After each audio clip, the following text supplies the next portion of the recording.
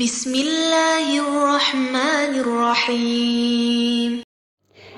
أعوذ بالله من الشيطان الرجيم. بسم الله الرحمن الرحيم. الحمد لله رب العالمين، والصلاة والسلام على رسولنا محمد وعلى آله وأصحابه أجمعين. رب اشرح لي صدري ويسر لي أمري يا رب العالمين. السلام عليكم ورحمة الله وبركاته. Qadrli din kardeşlerim, qadrli milletdaşlarım. Bugün bizning o'tashak temamiz sakinli mim harfine qoidalar. Sakinli mim. Nersa ol sakinli mim? Mim harfini biz bilamiz. Mim harfi Qur'onda 3 turli holatda bo'lgan mumkin. Birinchisi onun idg'am, ikkinchisi ihfa, ham uchinchisi izhar. Mana sakinli mim birdan bir alfabetning o'zine o'xshagan shunday mim harfi bilan uchrashsa, ular orasida idg'am qoidasi borlikka keladi.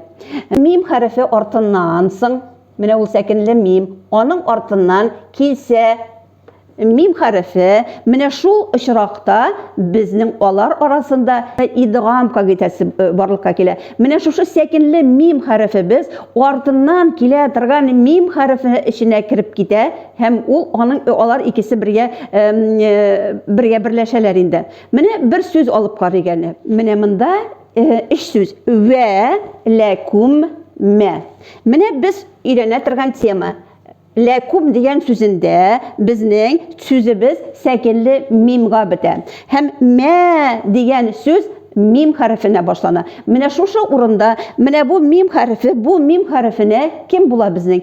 Mana bu mim harfine mutamathilan bo'lalar. Bularning shigish o'rinlarida bir, bularning sifatlari da bir. Shuning uchun mana bizning sakinli mim harfimiz ortidan keladigan harakali mim harfine kirib ketadi. Hem biz onu o'qiymiz. Valakumma. Bir mertebe mana aytabizda iki m harfi aytirlik uzunlukta onu ağız qo'shlig'ida tutib, burun qo'shlig'i aşağı chiqarib aytamiz. Valakumma. Agar da mana bu o'rinda idg'am qoidasi bo'lmasa, biz necha aytirik? Valakumma diyerik. Birinchi m harfi bizni aytib bitiririk, anları ikinci m harfi bizni de yaxshi aytib bitiriga uzun vaqt kerak bo'lar. Valakumma. Biz idg'am qoidasi bo'yicha birgina martaba irini bizni yopabizda, shunda tutqorlanib, burun aşağı chiqarib aytamiz. Valakumma.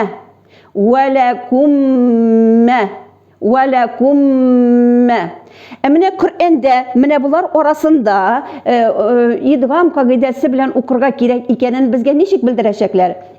Biz mana endi bilamiz. Mana bu sakinli mim harfining ustidan mana bu sakinni yozmayashaqlar.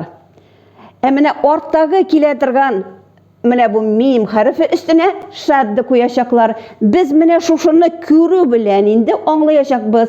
Aha, bizning mana bu mim harfi ortdagi keladigan m harfi ichine mim harfi ichine kirib ketdi. Hem biz onu mana bunsin mana o'qimayashaqmiz.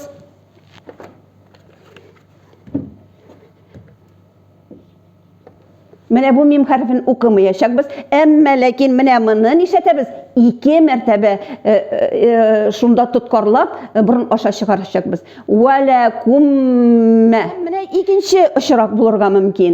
Ikkinchi ishroq mim harfi ortidan b harfi kelsa. Mim harfi ortidan, sakinli mim ortidan b harfi kelsa. Mana bu mim harfi b harfi bilan kimlar olar bizning? Mutajanisani. Ularning shigish o'rinlari bizning irinlarimiz. İrinlerimizde yasala. Hem b harfi de bizning irinlerimizde yasala. Ab. әбі. Икесе де ирен хәрефләре. Әмма ләкин алар безнең сыйфатлары буенча бер-берләреннән ерак торалар. Шуның өчен булар кемнәр булалар? Двойняшки булалар әйме. Менә алар арасында менә ихфа кагыйдәсе барлыкка килә. Ничек ул укыла? Шуны аңлар өчен без сүз алабыз. Менә монда біз сөз алдық. Яумахум бәризуна деген сөз. Менә енді біз бары тұрған урын. Хум бәризуна. Хум деген сөз сәкінлі м харфына бітә. Һәм бәризуна деген сөз Б harfine başlana. Менә шушы урында безнең мим харфыбыз Б харфы артына яшеренә. Без әле ихфаның нәрсә икәнен белмибез. Ихфа ул телдә яшеренү дигән аңлада. Менә ручка мин кашырдым һәм сез аны бу яшеренде. Kim яшеренде? Менә безнең сәкенле миммыбыз Б харфы артына яшеренә. Ничек укырга тиешсең без аны? Менә без аны укыганда humны әйткәндә яума хум бәризуна. Biz моны әйткәндә иреннәребезне берсе өстенә берсен әкрен генә куябыз. Шундый йомшак итеп инде хум дип менә шушыны моны әйткәндә озак итеп иреннәребездә тотып, борын аша чыгарып, шулай итеп укыйбыз. Яума хум бәризуна. Яума хум бәризуна. Яума хум бәризуна. Әгәр дә инде монда ихфа кагыйдәсе булмаса, без чиста итеп укырыйк. Яума хум бәризуна дип. Без ничә укыйбыз? Без укыйбыз. Яума хум бәризуна. Әгәр дә инде безнең тикшереп карыйсыбыз килсә, дөрес укыйбыз, без дөрес укымыйбыз микәнен тикшереп карыйсыбыз килсә, без борыннарыбызны тотып карыйбыз. Менә яума хум. Менә мин борынны тоттым. Яума хум дигәндә м хәрефен монда борынымны тотып һава чыгарга юлны капладым да, безнең яума хумны укып булмый. Димәк, мин дөрес итеп укый торган булам. Әгәр дә борыныгызны тотканнан соң яума хум дип һаман укый аласыз икән, бу очракта инде дөрес укымыйсың булып чыга. Без моны димәк ничә укырга тиешбез? Без аны тагын бер мәртәбә кабатлатып, иреннәребезне әкрен генә берсе өстенә берсен куябыз да, менә шушында иреннәребездә нәрсәне м хәрефен шушында озак итеп иреннәребездә тотарбыз һәм бурын аша чыгарып укырга тиешбез. Яума хум бәризуна. Яума хум бәризуна. Менә безнең алфавиттан бер хәрефебез сәкенле мим хәрефеннән соң мим хәрефе очраса, безнең идгам кагыйдәсе барлыкка килә. Сәкенле мим хәрефеннән соң бә хәрефе очраса, безнең ихфа кагыйдәсе белән укыйбыз. Һәм менә 28 хәрефнең башкаларын, менә шушы 2 хәрефтән калган бөтен хәрефләрдә укылачак исхар кагыйдәсе белән. Исхар кагыйдәсен без әйтәбез инде, ачык итеп бер нәрсәне үзгәртмичә уку. Сәкенле мим мардан башкан алфавитта калган бөтен хәрефләр исхар кагыйдәсе белән укылалар. Әләм яҗидекә. Менә безнең әләм дигән сүзебез сәкенле мимгә бетә. Һәм артыннан яҗидекә дигән сүзебез я хәрефенә башлана. Менә шушы очракта безнең әләм бер нәрсәсен үзгәртмичә чип-чиста итеп м хәрефе әйтәбез. Әләм. Аннары я хәрефендә бер нәрсәсендә үзгәртмичә ачытып яҗидекә дип укыйбыз. Әләм яҗидекә. Хәзер инде менә бу теманы укыр өчен 47-нче битне ачыгыз. Менә монда сәкенле мим дип язган теманың исеме һәм сәкенле мим хәрефе 3 төрле халәттә килергә мөмкин. Без инде менә моны шушы сүзләрне график ярдәмендә күрсәттек. Менә беренче дип язган идгам, мисләйн, мәгал, гунна. Менә ничек итеп аңларга менә шушы әйткән сүзләрне? Идгам, әйттек инде идгам ул берсе бер әйбернең икенче әйбергә кирип китүе. Идгам бер хәрефнең икенче әйбергә кирип китүен аңлата. Мисләйн, мутамәсиләни. Кемнәр алар мутамәсиләни? Ике бер төрле хәреф. Ике бер төрле хәреф килде дигән сүз. Ике мим. Мәгал гунна ул инде гунны белән борын эчендә тотып, менә шушы гунны белән укыйбыз дигән сүзне. Менә теманың шушылай итеп аңларга була. Менә беренче сүз валакумма. Валакумма. Валакумма. İkincisi ellezî etgamahum min cu'in. Менә монда birinci sözümüz ellezî. Anları etgamahum. Anları min cu'in. Dört söz monda.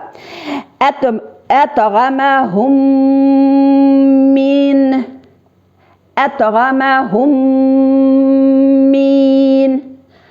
Etgamahum min. Mında biz uqırıq.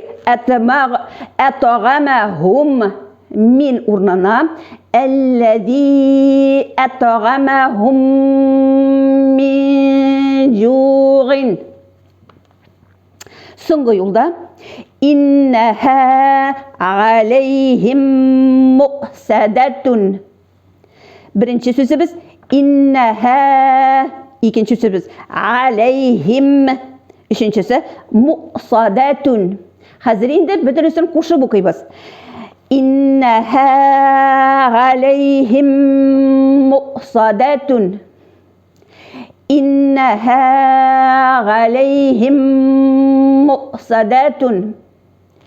İnnaha aleyhim mu'sadatun. Eğer de mim harfi ortadan, iki mim harfi uçraşkanda, mene şuşu idgam kaidesi bulmasa, biz uqırıyıq. İnneha aleyhim mu'sadatun dip. M harfin eytip bitiririq. Şipçi saytırıp. Biz şipçi saytırıp bir mertebegine m'ni eytebizde, şunda uzaq eytip tutup, ağız içimizde tutup, burun aşağı çıkarabız. İnneha aleyhim mu'sadatun. Aşağı biz indi 48. bitne. Vot qaide. Biz onu Kur'an'da mene nişik itip göreşek biz. Mene şuşunu nişik iki okuganın qoyan bileşek biz bizge bunu iki mim harfi uçraşkaç idgam kaidesi bilen okurga ekan. Mene bizge idgam kaidesi bilen okur işin eyteler. Birinci sekinli mimnin sekinin yazmıyorlar. Velakum'dan şista bulacak. Birinci sekinli mimimiz bizim şista bulacak. Emine ikinci onun ortadan kiletirgen mim harfi üstünde şaddı bulacak.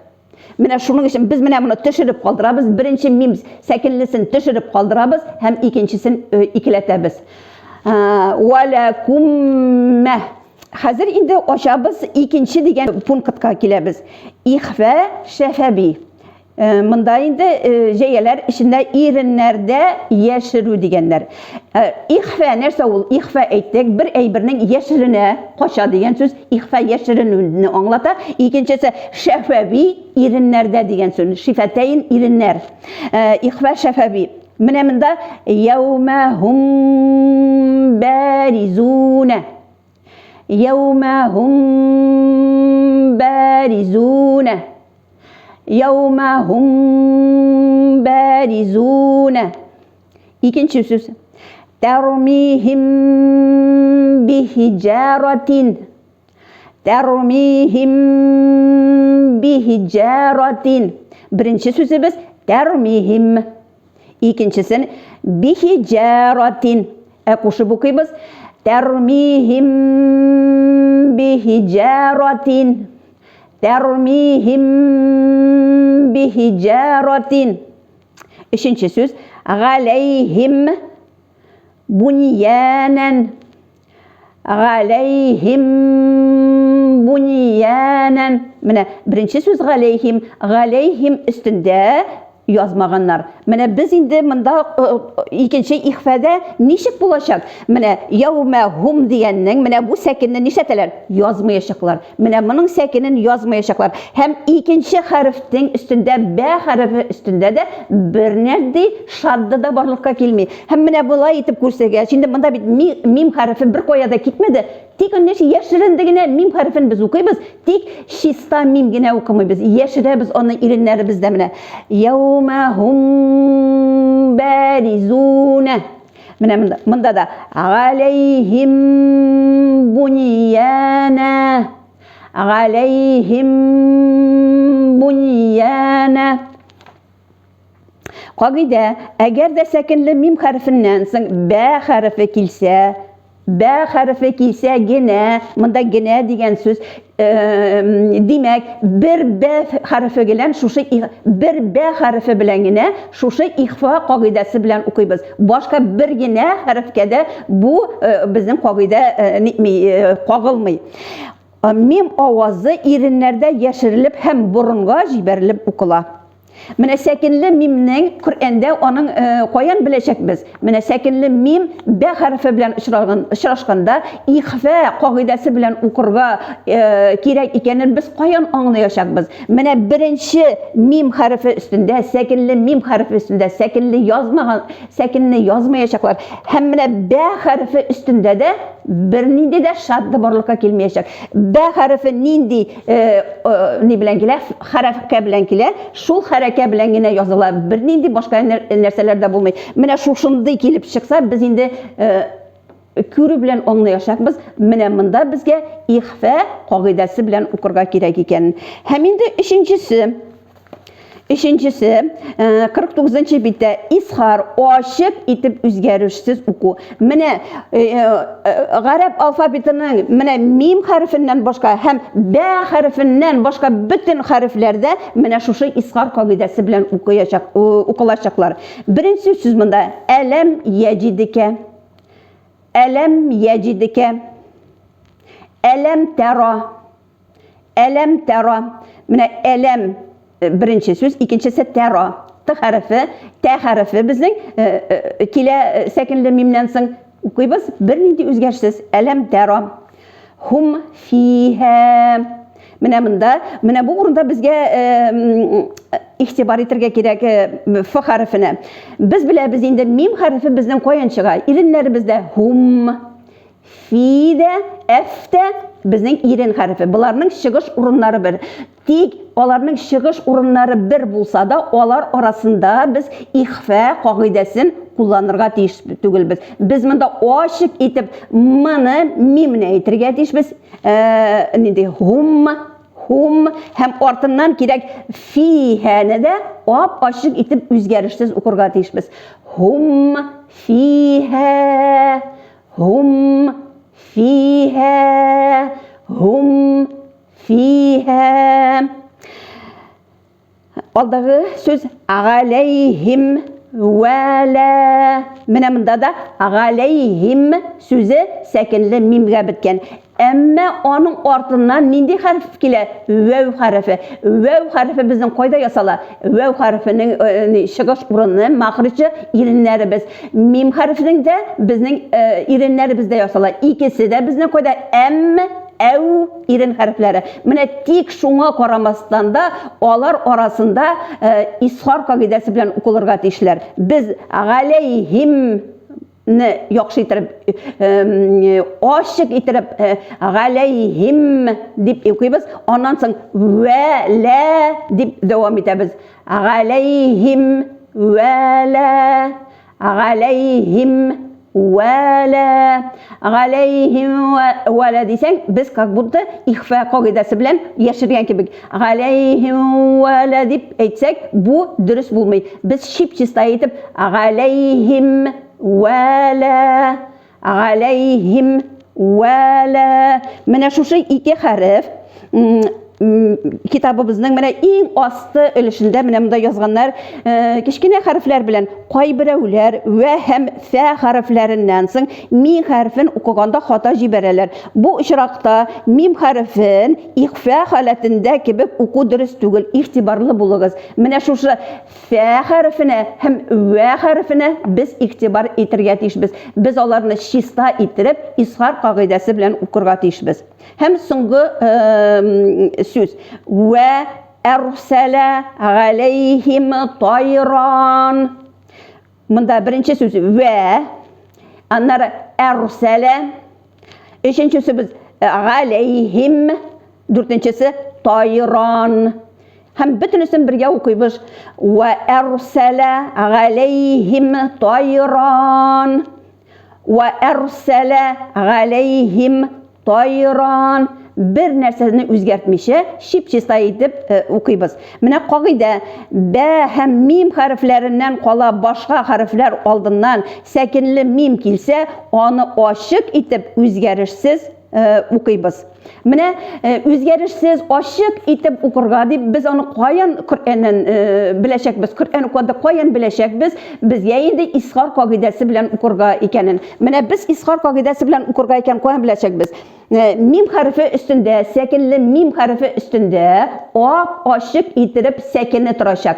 Hem onun ortasından kiletirgen harf üstünde de neydi de bulsa hareket bulacak. Mine mim harfi üstünde sekinin turuğu hem ortağı harfte bir nerse özgermişe onda harekeler bilen kiliği bu indi bizge mine bunu ishar kagidesi bilen okurga diyen söz. Mine indi bugünkü bizning dersimiz ahırga yakınlaştı. Bugünkü dersten biz nerseni anlap kalarga tiyişmiz. Sekinli mimni okuganda bizning 3 türlü kagide bilen okurga tiyişmiz. Eğer de sekinli mim ortından özü gibi onun uğanı mim harfi kilse biz onu idgam kagidesi bilen bir-birsine kirtip okuyup. Birgine mimni eytip, birgine mimni ağzımızda yababız da, şuşunu ağzımızda tutup burun aşağı çıkarıp iki mim harfi eytirlik uzunlukta tutkorlap okuyup. Hem mim sekinli mim harfi ortadan B harfi kilse biz irinlerimizni ekrengine koyabız da şuşunda irinlerimizde M harfin tutup burun aşağı çıkarıp tutkorlap şulay etip okuyup. Hem başka mine şuşu mim bilen B harfinden başka harfler sekinli mimden sikilek kilse biz aşık etip em deyip hem onun ortasından kelgen başka harflerini de şipşista etip özgerişsiz okuyup. Eğer de siz mine bu materialını anlap düşünüp kalsanız, siz indi bugünkü dersini bişlige özleştirgen bulasınız. Bizning dersimiz ahırga yakınlaştı. Men sizni özümning kelesi derslerimde de kütüp kalam. Assalamu alaikum ve rahmetullahi ve berekatuhu.